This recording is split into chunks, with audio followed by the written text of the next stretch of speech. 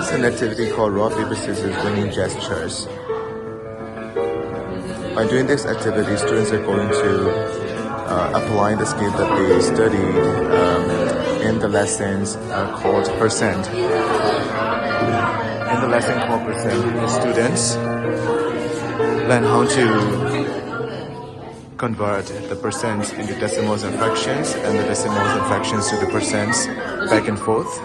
And now they are trying to find the class winning gestures of the rock, paper, scissors game. So first they're playing against with each other, and we're going to call it the game. This is grade 6 doing the same activity that the rest is did.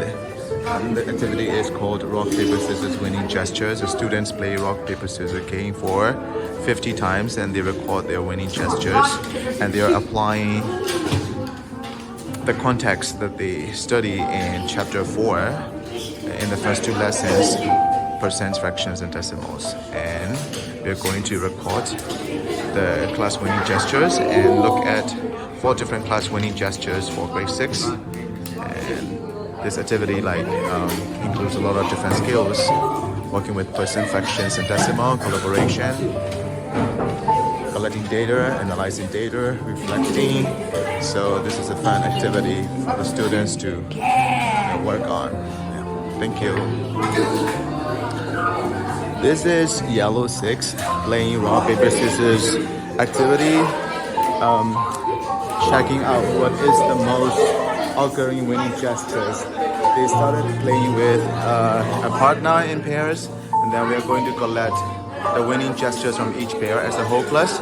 Now we have 4 different classes: red, blue, yellow, green, and then we are going to collect the data for the whole day, and then we'll check which winning gesture is the most occurring one, the most frequent one.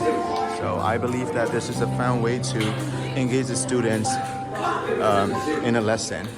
Thank you for watching. This is again yellow 6 working on an activity called rock, paper, scissors, winning gestures using percent, fractions, and decimal concept, and they are applying what they learned in the lesson, and they are simply just engaging themselves in an activity. First, they started with a pair and playing rock, paper, scissors, shoot for 50 times. Then they record the winning gestures, and we collect the data from each pair. And as a class, we record the winning gestures. So we're doing this activity for 4 classes, and after that, we're going to identify the most frequent winning gestures of the whole grade 6. Thank you.